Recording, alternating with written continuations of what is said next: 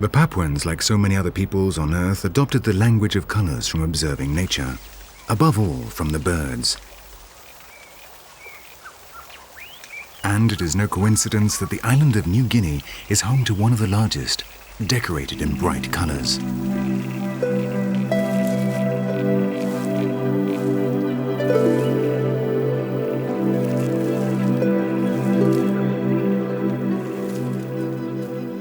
The common cassowary weighs 60 kilos, and those fleshy blue and red lobes convey a different message.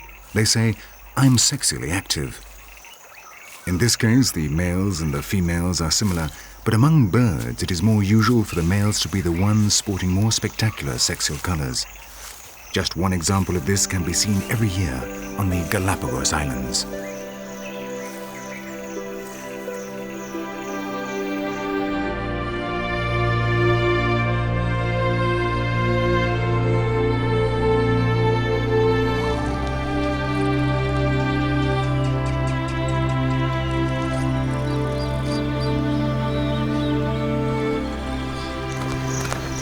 The male frigates are arriving from the ocean and choosing their breeding grounds.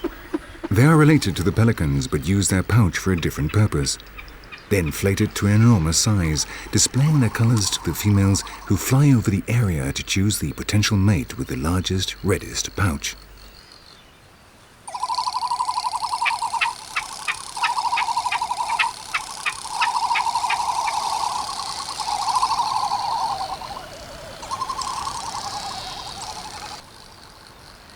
All over the planet, male birds can be seen showing off in this exaggerated manner.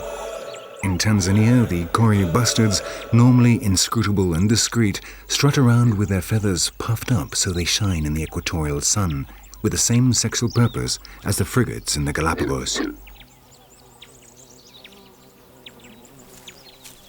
These exhibitions represent a risk for the males who can be easily spotted by predators, but success in reproduction is much more important.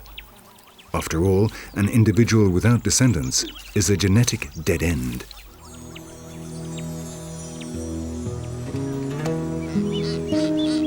For some, all they have to do is to show off their new shoes.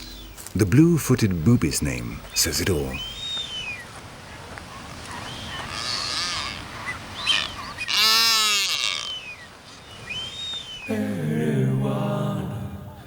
Whichever part of the body they're on, the important thing is to move the colors around, to show the females you're in good health, to strengthen bonds between the couple, or simply to stimulate development of the internal sexual organs.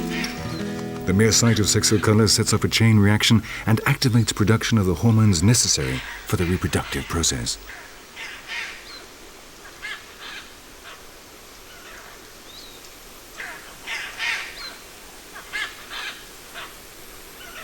The enormous amount of energy expended by the males in showing themselves off more and better demonstrates just how important colors are in the lives of those animals that can distinguish them. These Indian peacocks, for example, are obliged to literally mesmerize the females if they want to copulate. The peahens, plain and ugly, sit back, enjoy the show, and make their choice. In the case of the flamingos, their bright pink wings and their dances are signals which help all the adults of the colony to synchronize breeding. All the chicks must grow in time to be able to fly off before the water is evaporated by the heat. A matter of life or death.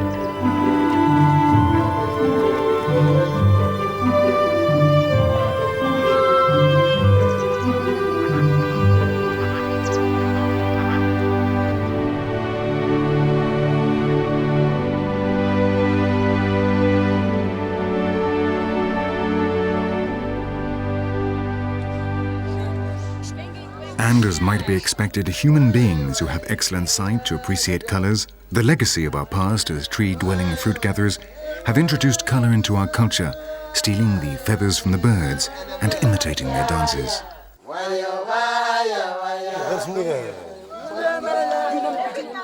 This is a ceremony called Tanimet.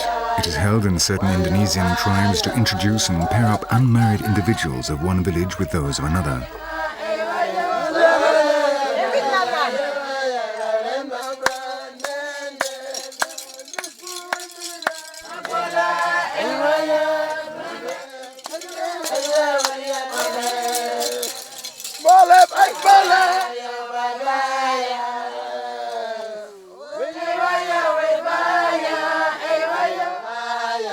And naturally, colour plays a central role, this time a cultural development rather than a genetic one, as in the case of the birds.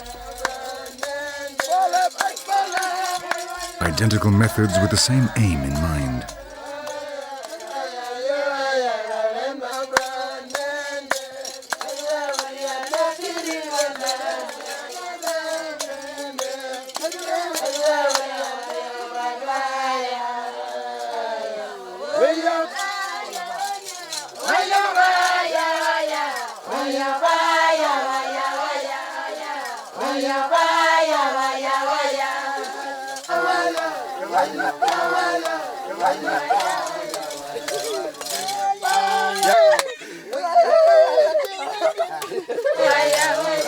The master of ceremonies, or matchmaker, will witness the forming of couples which must be accepted by both parties.